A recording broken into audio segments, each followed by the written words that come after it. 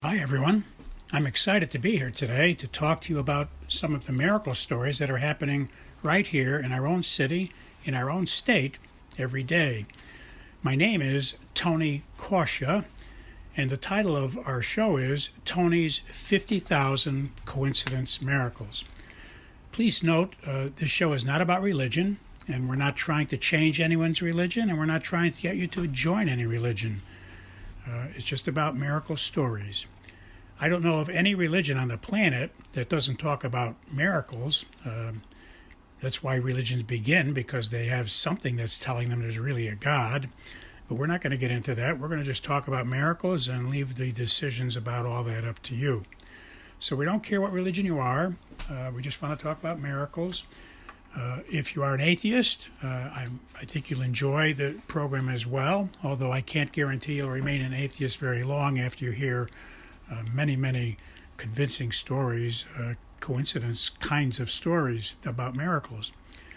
You can email me your own stories if you wish. We'll try to use all we can on the show. I can't guarantee we will, depending on volume and time, but you're welcome to send your stories on to us, and we will mention them when we can.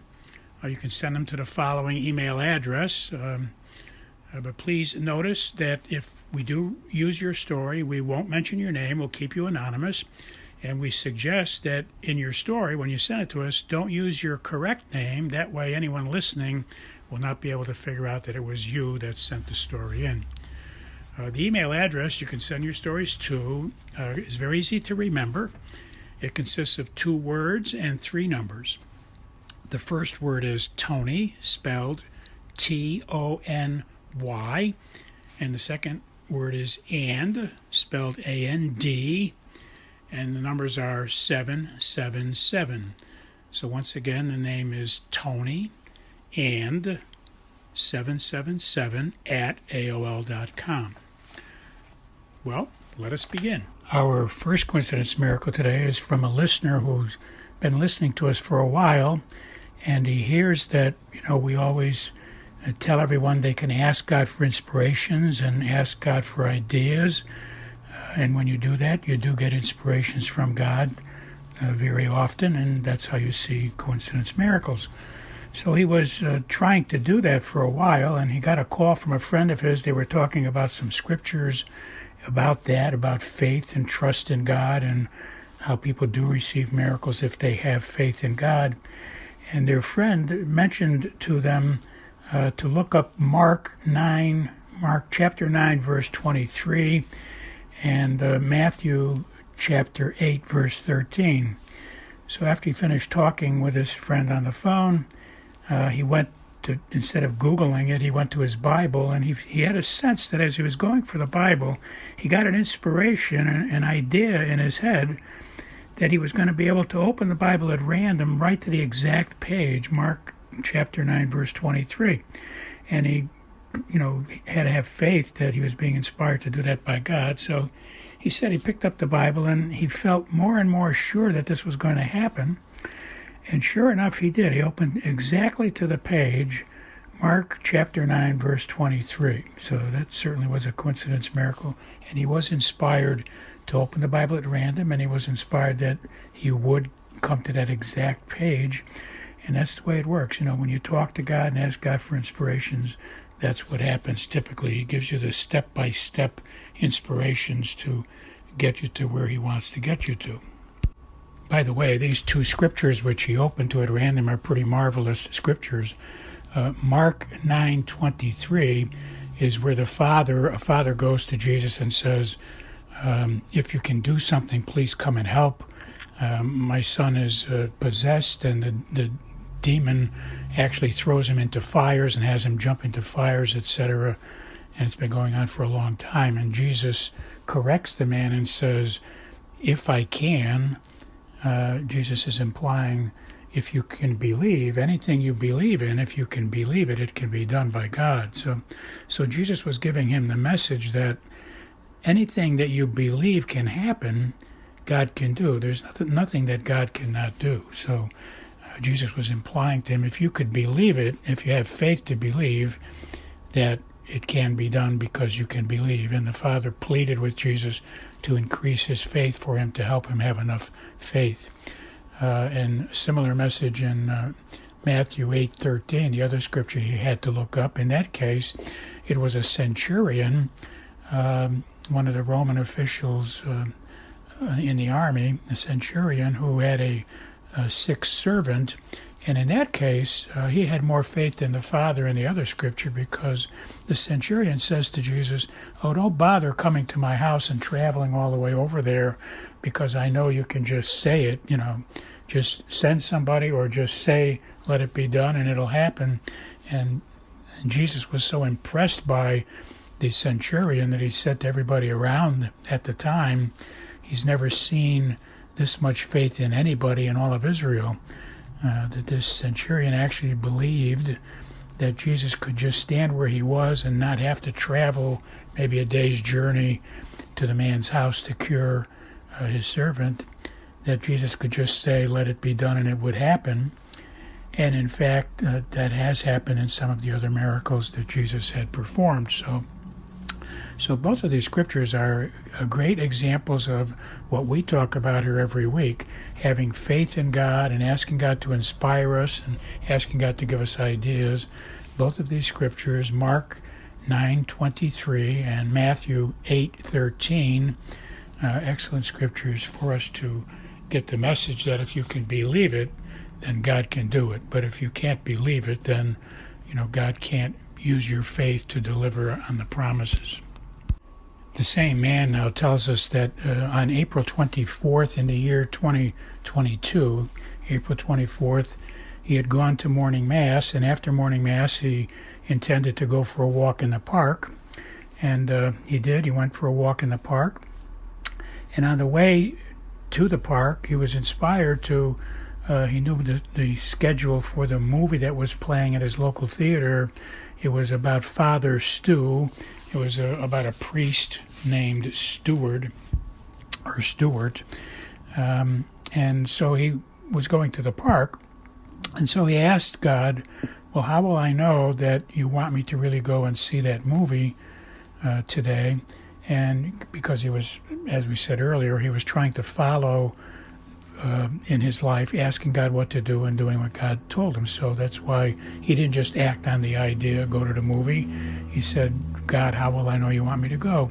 And he said he was inspired that when he got to the park, if somebody approached him and said more than just hi or good morning or hello, something more than just one word or wave to him, as most people do at the park, that he would know. And sure enough, he gets to the park.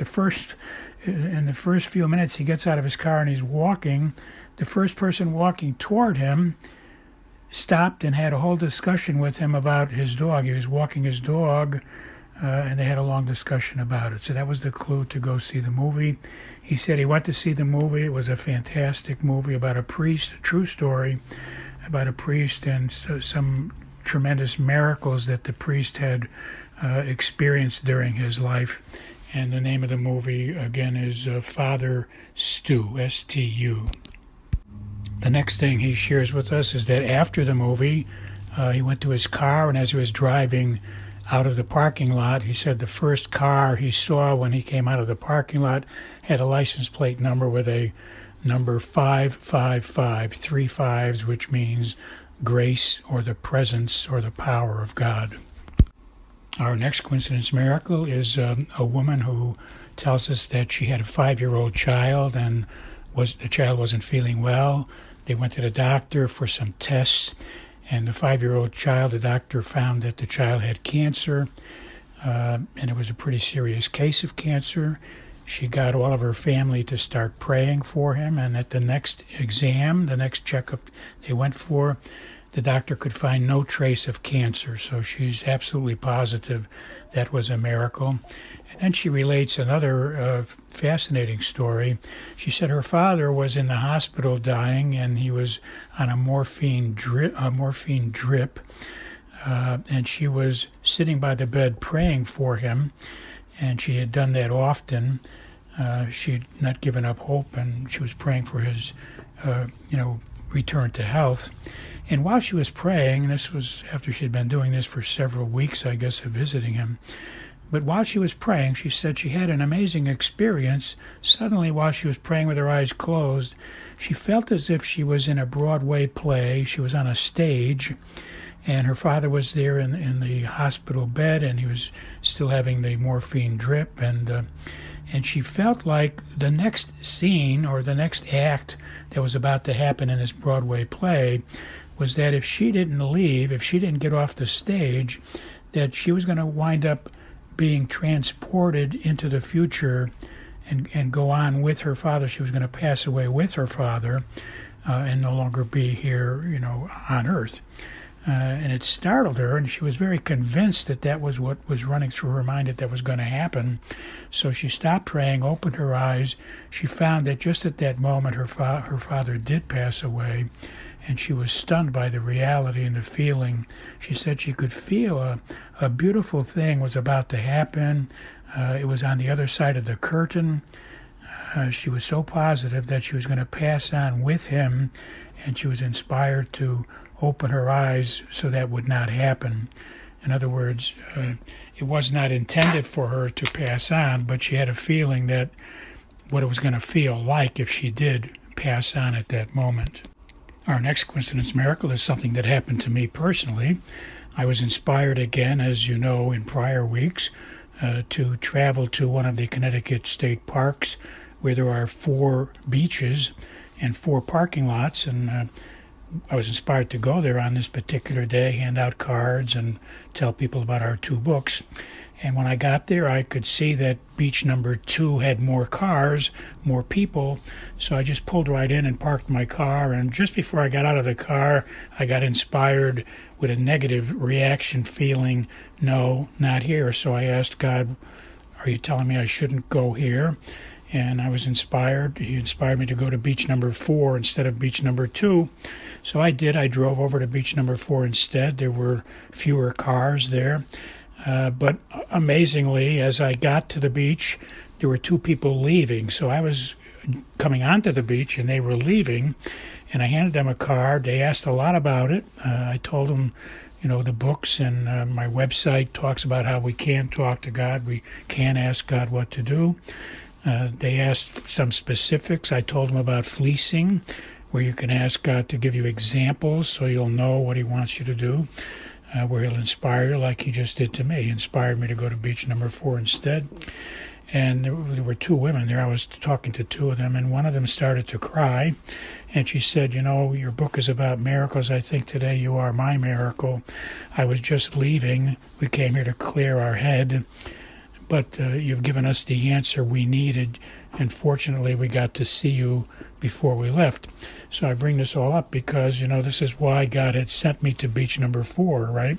He knew they were leaving. He knew they needed to talk about this, and I met them as they were leaving. So it was a perfect example, perfect timing. And if that wasn't enough, after I was there for about 2 hours passing out cards, I was inspired it was time to leave. So as I left and got to the parking lot to get into my car, there was a car parked next to mine with a husband and wife in there. They were sitting in the front seat reading books. So I said, this is a treasure trove. You're reading books, and I wrote 2 books. Can I give you a card? And they said, Tony, we met you here last year. We've been telling people about your book for the last 12 months. We know all about it. And we all had a chuckle about that because I didn't recognize them. But I was so blessed that they recognized me, and they're out there broadcasting the book as well. What a wonderful feeling that was. And again, because Jesus wanted me to be at that beach because he knew they were there and they were going to be leaving. God bless you all. I'll talk to you next week.